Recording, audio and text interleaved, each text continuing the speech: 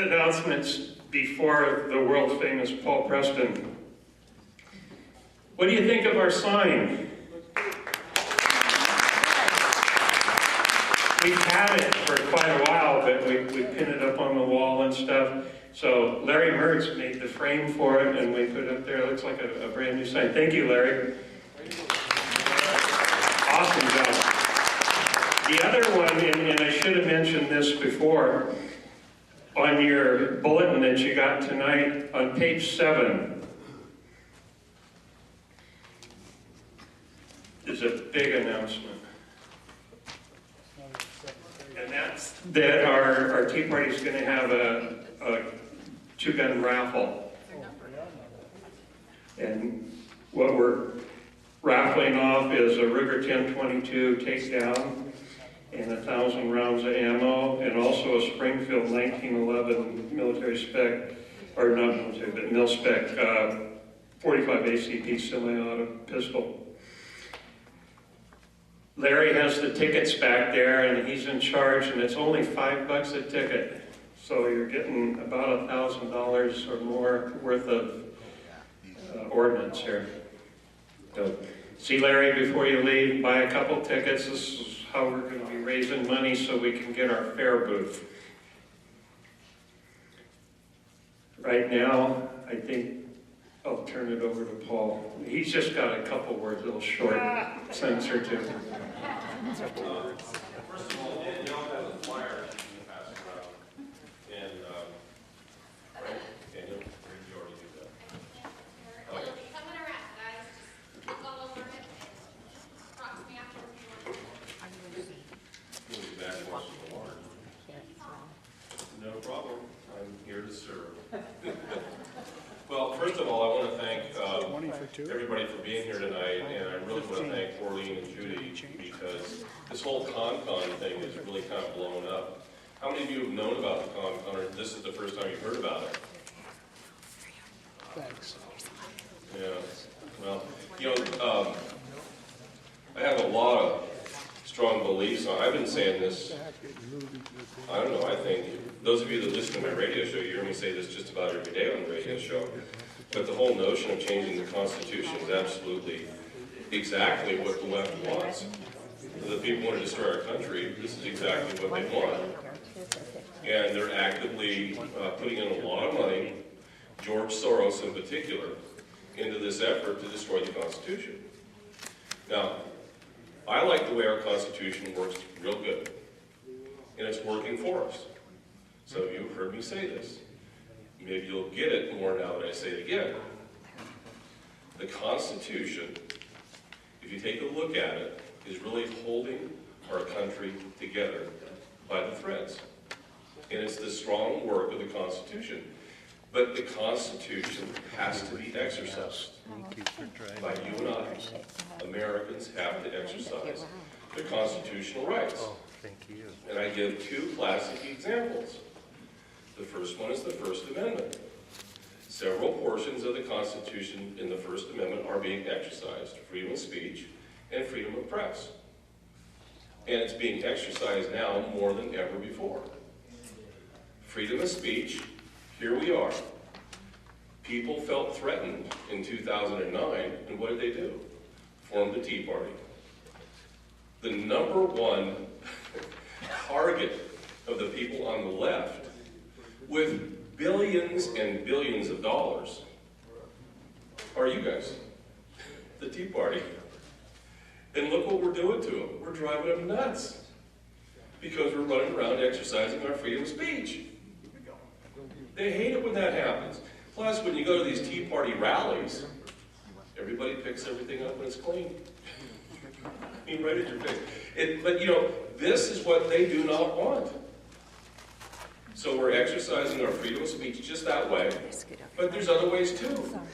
People are on the radio. The internet and all the new technology has permitted us to not only get on the radio or to get on blog sites, to go out and exercise freedom of the press. And haven't they tried to suppress the freedom of the press? Dianne Feinstein in particular? Absolutely. What's a blogger versus a journalist from AP? In the eyes of the Constitution, there's no difference. Did you know that? I don't care how many credentials an AP reporter has. I have the same credential. It's called a citizen of the United States of America. I have the same credential. The First Amendment guarantees me that. Does that make sense? And you know what? I exercise it daily. And they hate it. And that's okay with me. If they want to hate, that's fine. But I'm doing it because I love this country. And I think it's important for me to exercise freedom of speech and freedom of the press. So we started Agenda 21 Radio and all the things that we've been doing. That's one way. But you know, I'm not alone. How many other people are out there doing this right now? Millions.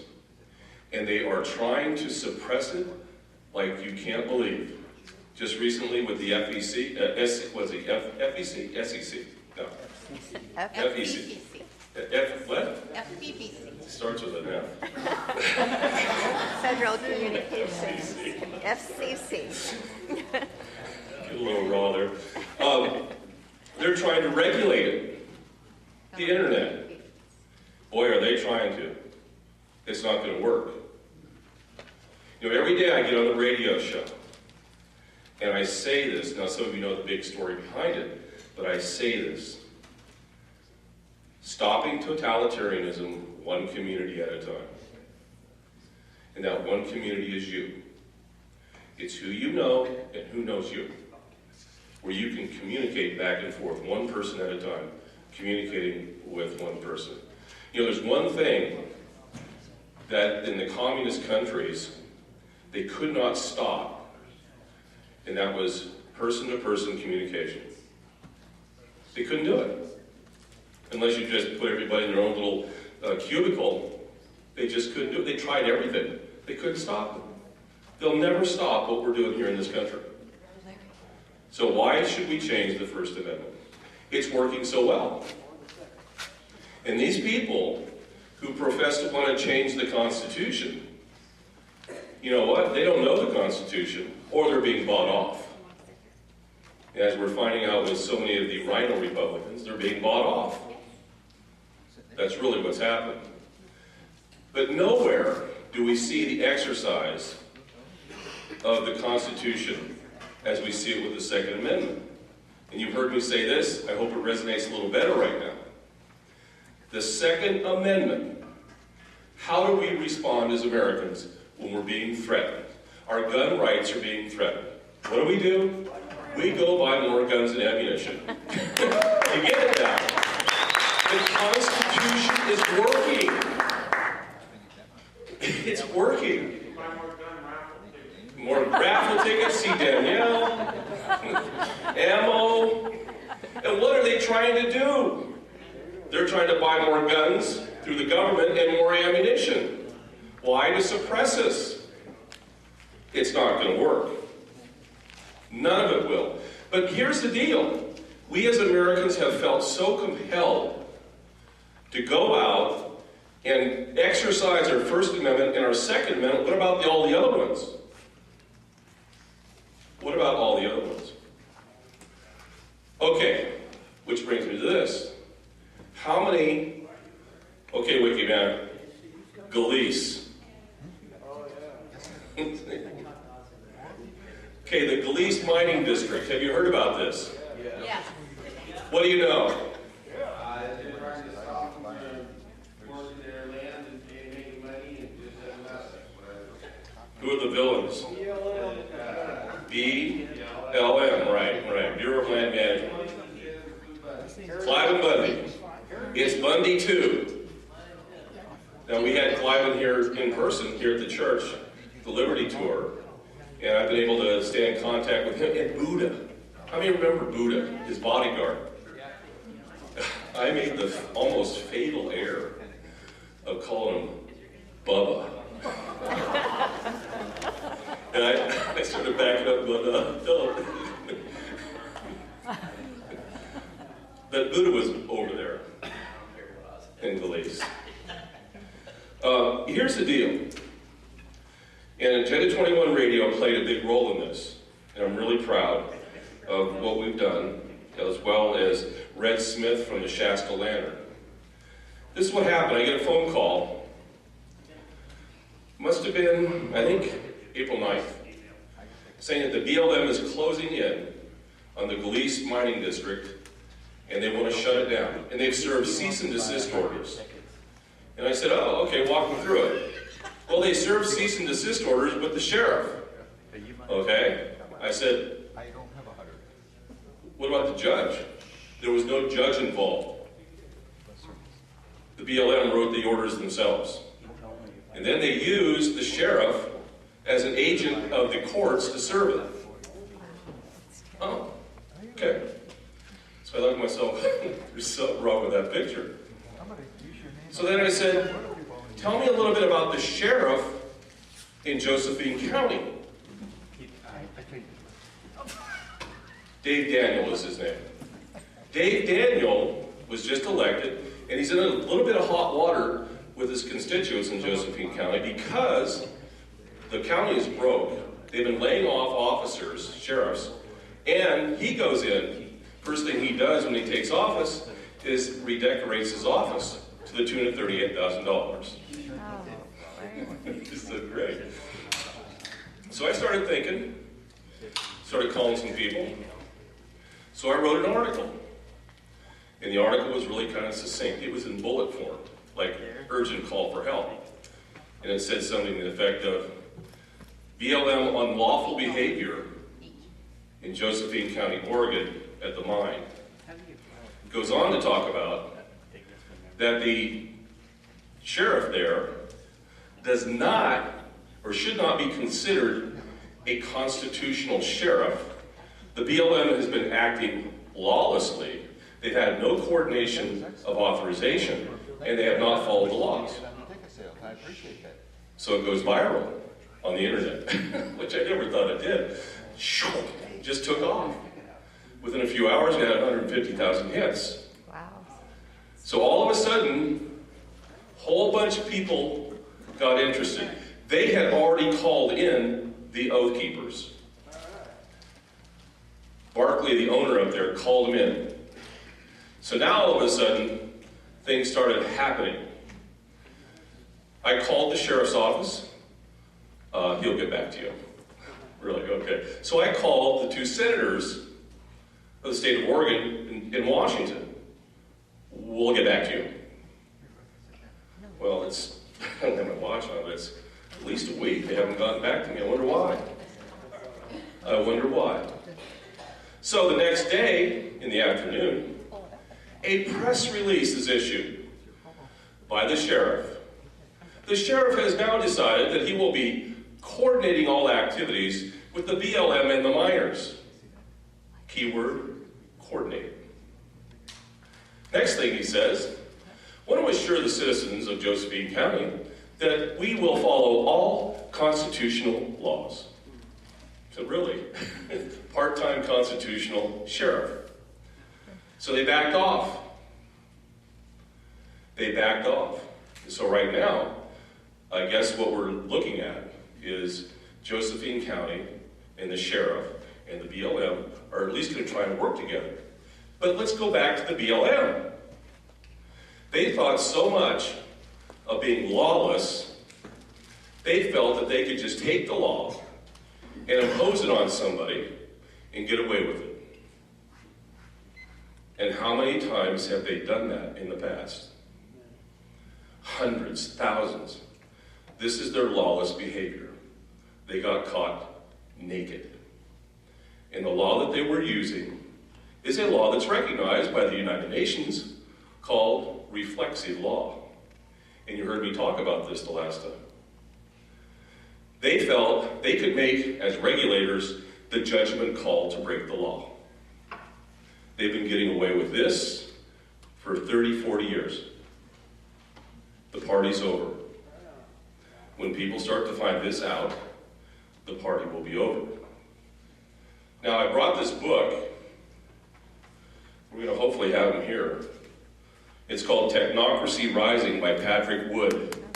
He's the guy who outs them. This guy right here. Now let's get back to Clive and Bundy and where we're at with Gleese. If you go to my website, you'll see the interview that was just recently done by the Liberty Brothers, who are friends of mine, and they are on a similar cable network, and we work together on stuff. They went up there as oath keepers and interviewed the Barclays at the mine on Saturday. It was interesting. They have not entered into any agreement with the federal government or the BLM. And hopefully, they're not going to. And this is why I called on Clive and Bundy. Clive and Bundy, when he was here at this conference, he and I had a lot of time to talk, and we've since talked a lot. And I said, Clive, one of the things that really got to me when I was checking you out and watching all the events of a year ago, I said, you made a comment on an interview where you were presented with a lease in 1993 for the property that you were to graze on, that you've always grazed on since the 1870s. And he said, yeah, I remember that. I said, you said something that was really important. You looked at that lease and you said, that lease is not law from my country. And he didn't sign it. He's never signed it today. Now, you see, one of the things that reflexive law requires is you volunteer to become part of the law. It's sometimes called soft law. And that's how we got ourselves into the United Nations Agenda 21. Nancy Pelosi, after the UN Agenda 21 was signed in June 1992, what did she do in October? Put in a resolution to invite us to accept it. House Resolution 373. And we did, which sprung forward the President's Council on Sustainability. Oh, but you said, wait a minute, that was October, and there was an election in November. Wasn't that perfect timing for Bill Clinton? By June 1993, the council was formed, and by August, that lease was presented to Bundy. You see, Bundy chose not to get involved. Now, what happened? There were 53 ranchers in his area. You probably remember this story. The other ranchers, where are they? As Cliven said, the federal government, through that law, managed them out of business. And this is what we're seeing all around the nation, is the BLM doing that to farmers and ranchers and stealing their land. Land grab, straight up. Now, are they going to mess with Cliven? No. Because they don't want that to go to court. Because every single time this has been brought to the courts have said it's not constitutional. And we're seeing this right now with Fred Kelly Grant up in Reading fighting the California Air Resources Board. So is there going to be a turning? Yes. And a lot of people are not going to be happy. Except I'll be really happy. You see, we're just exercising our constitutional rights. We're waking up. That's the point. We're communicating now more than ever. And you know, I talk about people with the con. What's wrong with you guys? You want to open it up so that the other side can destroy the Constitution? That doesn't make a lot of sense. You just have to get off your lazy rear ends and exercise your constitutional rights, or you're going to lose it. It's real simple. Do we have Gleese? No Gleese slide?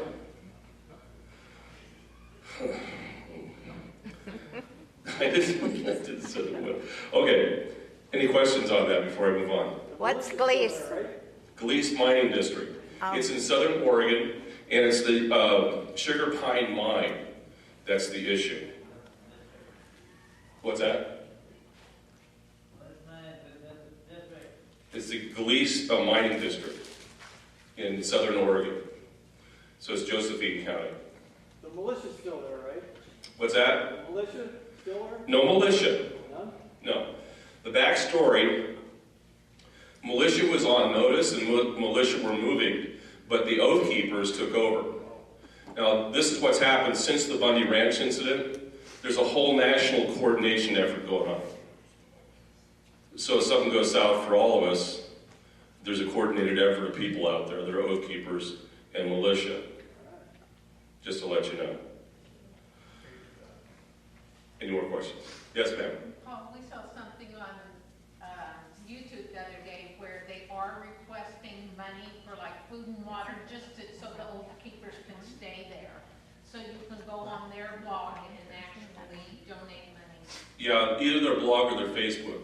Right. And they're linked on my radio, or my Agenda 21 radio. On the left hand, you see a thing that says Oregon and all that stuff, and just click on that and you can get that information. There you want water and support, batteries, radios. Yes, sir. We got an email just before we came over here. There's a big rally at the BLM office Thursday. Yeah. Send that information out. And we're wondering if anybody's interested in going. It's in Medford. Well, actually, let me clarify. If you can't get to Medford, go to one local.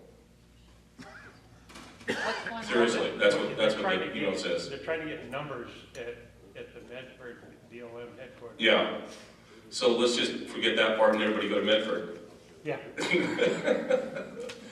Yes, sir. You refer to the Oath Keepers, who are they? Is there an Oath Keeper in here? Well, Okay, anybody who served in the military or police who's ever taken the oath of office, you have been committed for life to protect and defend the Constitution, not Barack H. Obama. Okay? And what has happened is that people are exercising their constitutional rights to be able to affiliate, and they're exercising their constitutional right to continue following their oath of office and to protect and defend the Constitution. I can tell you that from what I understand from talking to my sources up there, that once they got all the Oath Keepers intact at the mine, there was no way the sheriff or the BLM was going to have anything to do with it. Nothing. Not even close. They came armed to the teeth. And, you know, these are former law enforcement guys. They know the rules. And they played by the rules. And they were playing at a higher standard, obviously, than even the county sheriff, who did not know his Constitution. And they were there to remind him of his constitutional rights. And they did so appropriately. And there was no intimidation, none of that. They just showed up. They're sworn. This is what we do. Very professional from what I understand in terms of the operation. And that's really a high point, I think. So that's what the Oath Keepers are about. It's a national group. They're all over the United States.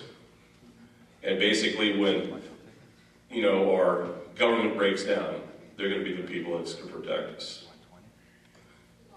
Yeah? Our family had 210 acres in Josephine County with rivers running through and so forth. And the BLM came in and basically forced us, everybody out. Right. They took the water rights away. You couldn't divide it. It was going to be a family compound and also used for people with developmental disabilities. And they just made it so miserable it had to be. Right. Well, what they do is once you agree to anything that they've got, then they've got you. And they'll continually, because they've got the purse, they'll continually take you to court and wear you down. And that's been their method of operation. Now, if you're not engaged with them like Bundy, they can't do that to you. They can try and intimidate like they did with Bundy. It didn't work. The militia showed up. Hello. You know, people learn from Ruby Ridge. And that's what happened. Did they burn your buildings down? You know, okay. Because that's another tactic that they use, is burning the buildings down in Josephine County, the BLM. They were going to burn the buildings down at the mine on the 25th. What right did they have to do that? I don't know. They have none. It's been going on a while. This has happened in 1980. Yeah, since the early 80s, the BLM has made a point of burning buildings down in that area.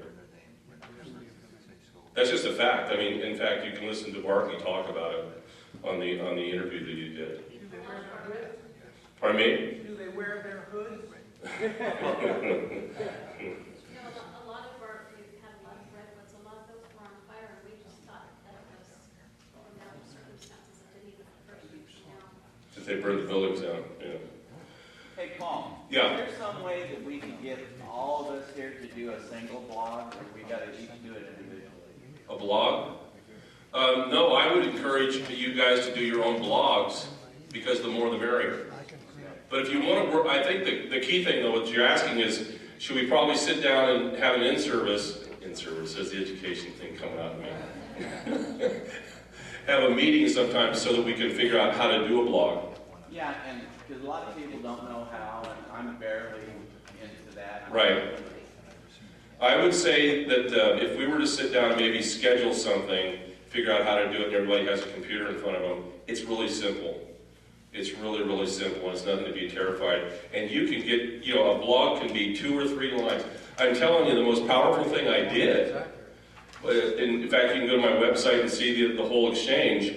It was probably about 5, 10 sentences long. And that shook them to the core all the way to Washington, D.C. And look at the reaction. And the more the merrier. That's the thing. And they can't stop it. They cannot stop it. Mainstream media, they can stop. And they are. Actually, the mainstream media, interesting. What's happening to MSNBC and NBC? They're tanking. Yeah. Absolutely tanking. No one's watching them.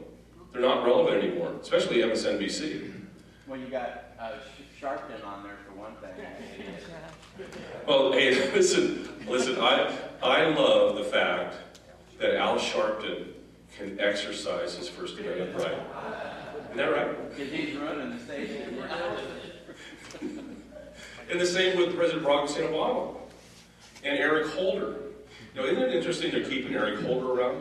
Have you noticed that Eric's still around 5 months after he resigned? He's been awful quiet, too. Yes, he has. Of course he has. Because he doesn't want anybody else looking inside what Eric is doing.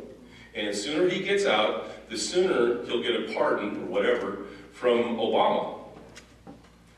But you know what? Our Republican guys, they do have some smarts. They're keeping them around.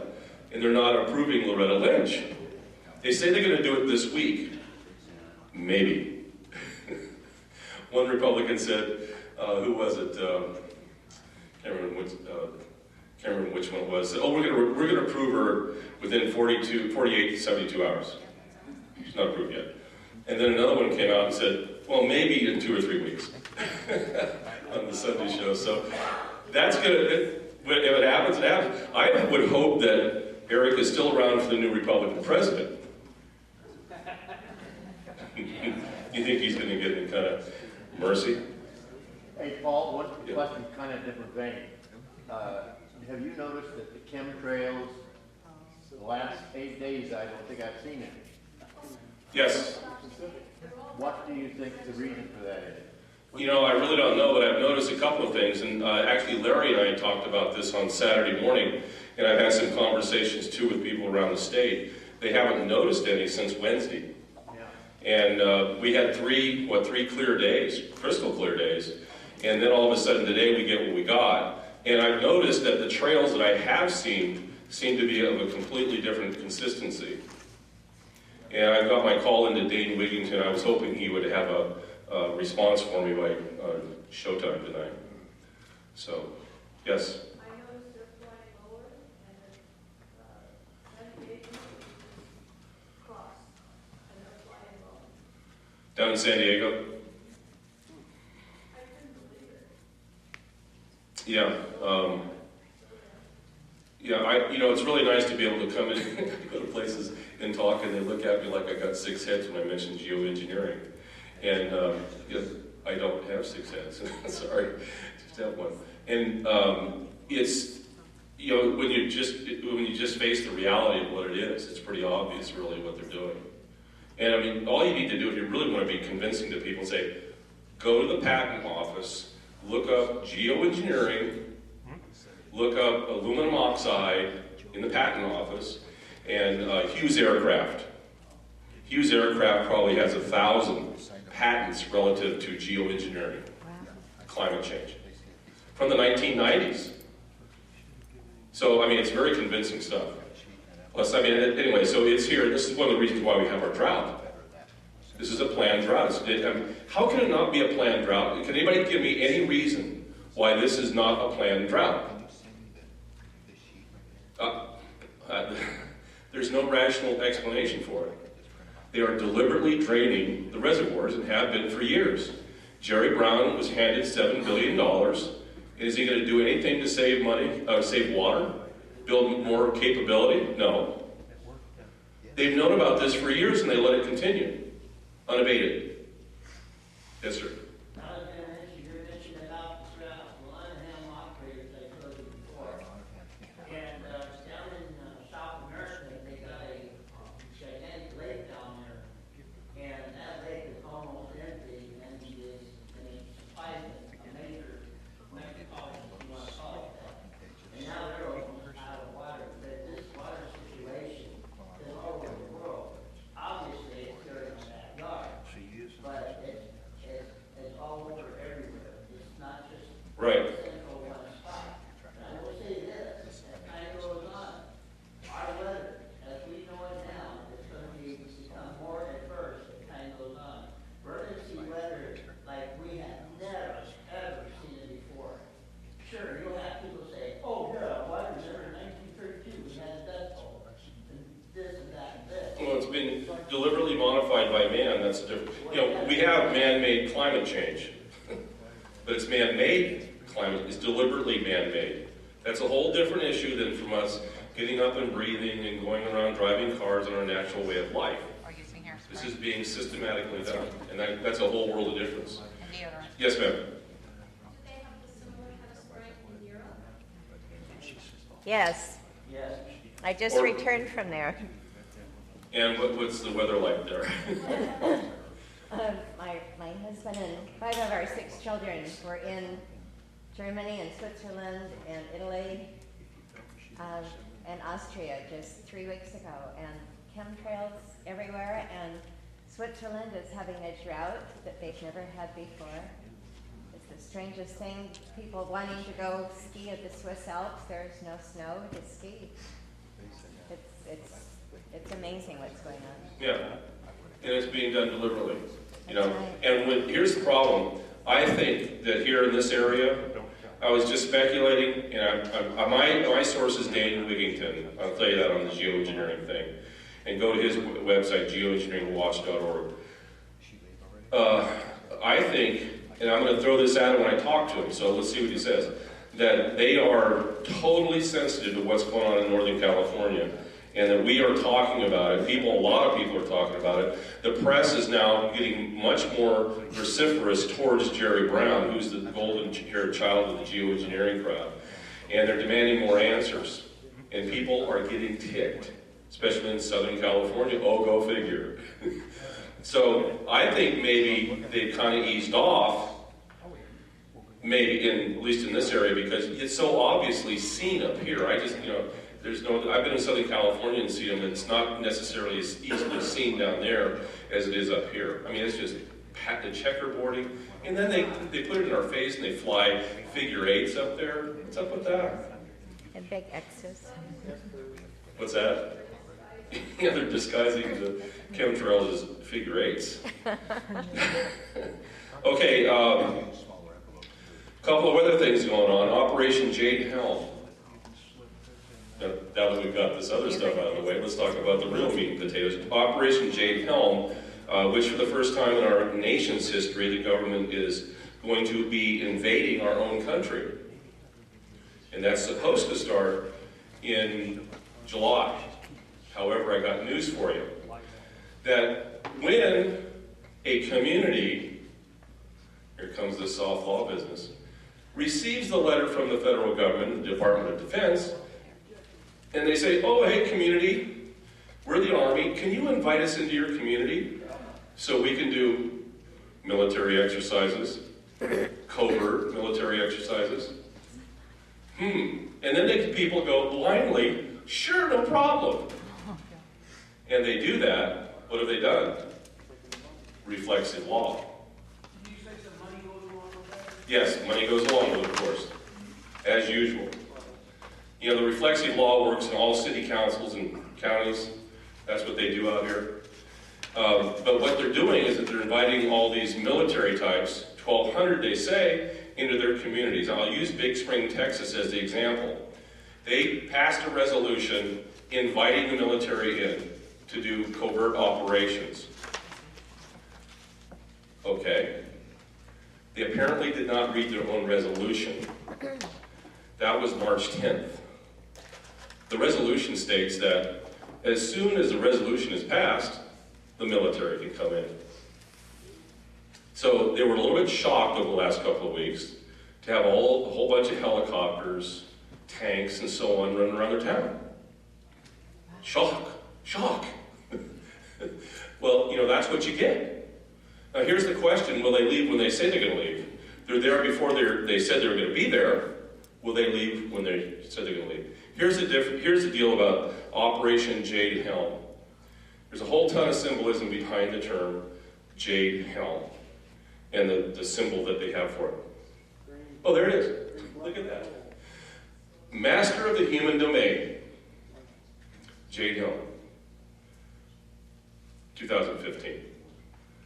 Actually, it's Jade Helm 15. There's a lot of Islamic symbolism. There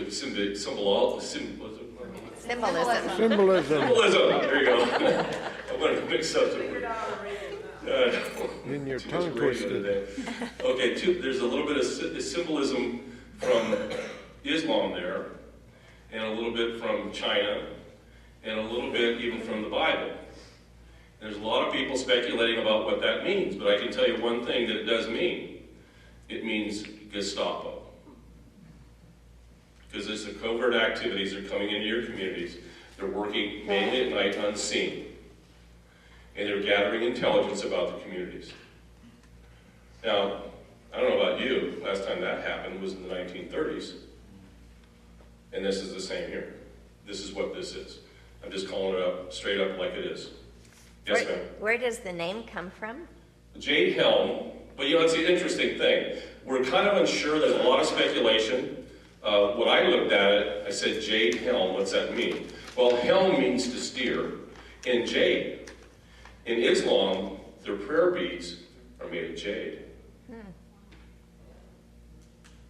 15 is an Islamic term. Well, Allah, and what's the 5 mean? I can't remember now. 5 means Allah and to move forward. I think that's what it is. Someone have to test me on that. Wiki, you got a computer? Yeah. The number 5 in Islam. Wiki's my engineer for the radio show, so I could ask him to do that. The other thing, too, master of the human domain. I don't know if that needs any explanation. Does it? I mean, it's just, one of the things they say they're going to do is be right out in front with us. And there it is. So these activities started out in these states: Texas, New Mexico, Arizona, California, Nevada, Utah, and Colorado.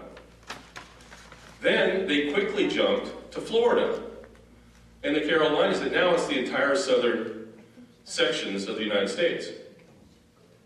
Communities all throughout those sections have gotten involved with Operation Jade Helm. And now the other thing, too, is the mysterious closure of several super Walmarts. Have you heard about that? Yes. Okay. All for plumbing reasons, all on the same day. Now someone, no, I'm not going to go there. Something must have happened to the plumbing there. I was wondering.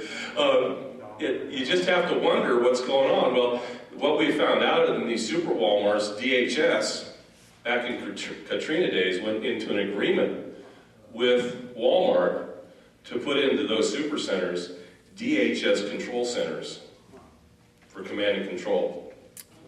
They're closed and will remain closed until further notice. Now, I don't know how many millions of dollars Walmart is losing with those closures, but it's got to be millions every day in those stores. So something's going on. But I'm just the messenger, please. I'm just the messenger. Anything else on Jade Helen? Well, I've seen like on the internet, I've seen pictures and videos of marching people through like lines loaded onto vans. Right. To take to internment camp or something. Right. Oh, I know. This will satisfy that one for you. And thanks for bringing that up. They have been doing that actually in Fort Lauderdale and in other places. I can't remember. It's training on Saturdays with the National Guard, where they've been mock arrests of hundreds of people. Now, the recent call-up by Homeland Security and Department of Defense is for crisis actors. They want, I don't know how many thousands of crisis actors. Like Newtown. Yeah, just like Newtown. Crisis actors to come forward, be hired $14 an hour. One of the things that they must be able to do as a crisis actor is march 18 miles a day. Wow. And these are the people that are supposed to be rounded up by these people in the drills. Yes, ma'am. Is that why they have gotten rid of all of the top brass in the military who were conservative and would have actually protected the citizens? Yes. Don't you love when a plan comes together? Yes, sir. Your mention about Walmart, well, I know one of them in California is Pico Rivera. Right. I found that on the news, on the radio. And Pico Rivera, do you guys know where that is? No. In Southern California, Los Angeles area. Yeah. And, but all of them are in the southern tier. They're all from Florida to Louisiana to Texas to Arizona, Phoenix, I think in Las Vegas, in that area. All of them are. Yes, sir.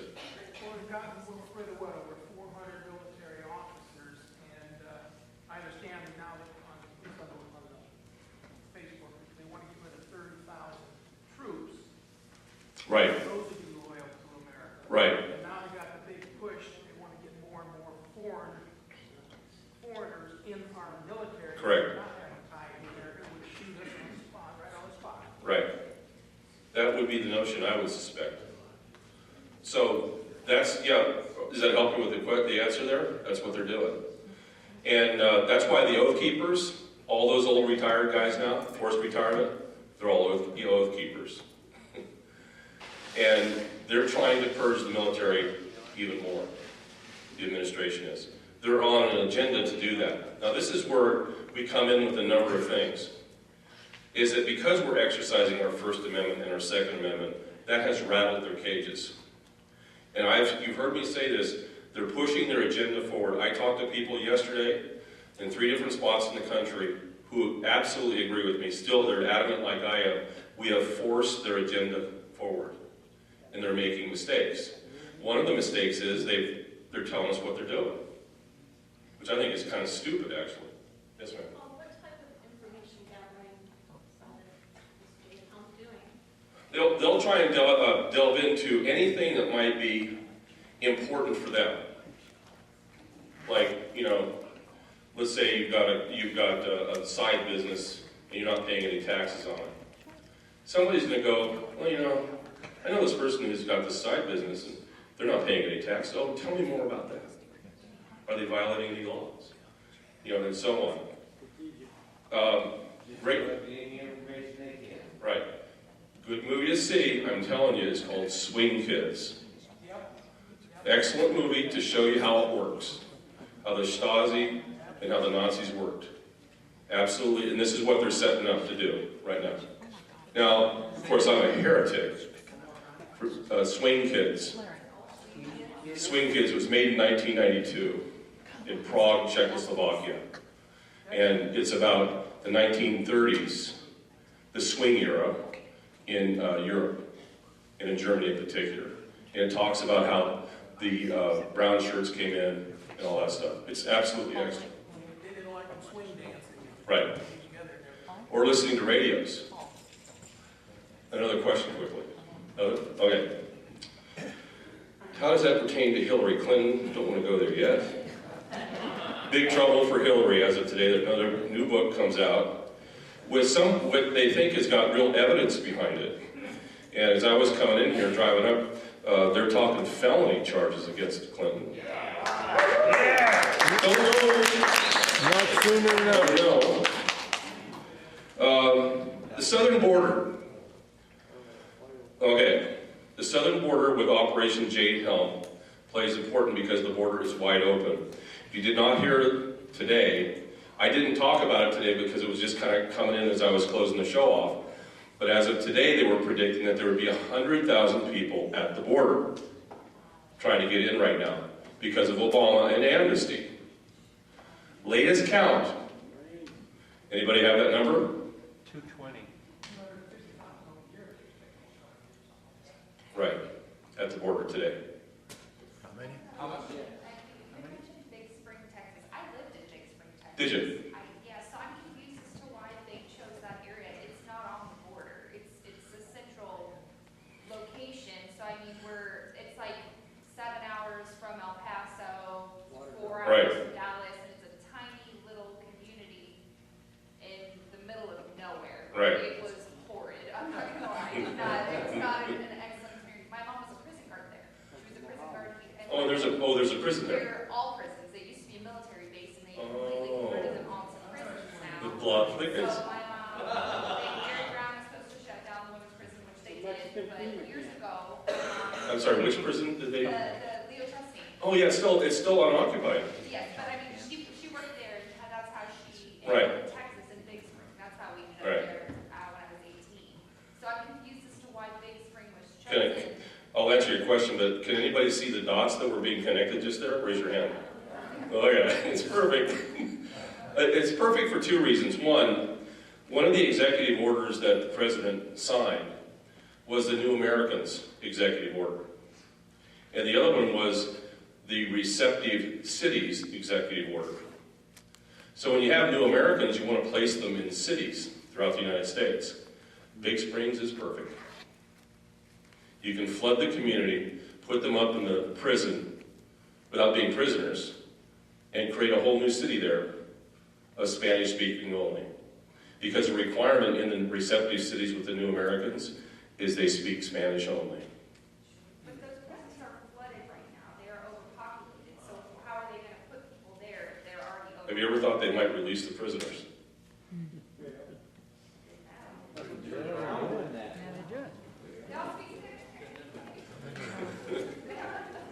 Well, they got a leg up. Yeah. You must have seen online, the film crew that was doing the cabin where Cole and John Grant died, and there's a huge deserted prison. Right. On the hill, and they came down. Right. DHS came down in their nice little trucks and everything, right? And said they couldn't film up there, right? That's been going around all around the country. So, what they're getting prepared to do, like in Big Springs, because it is out in the middle of nowhere, it's a perfect operating system for them, and perfect for them to develop their networks and do other things.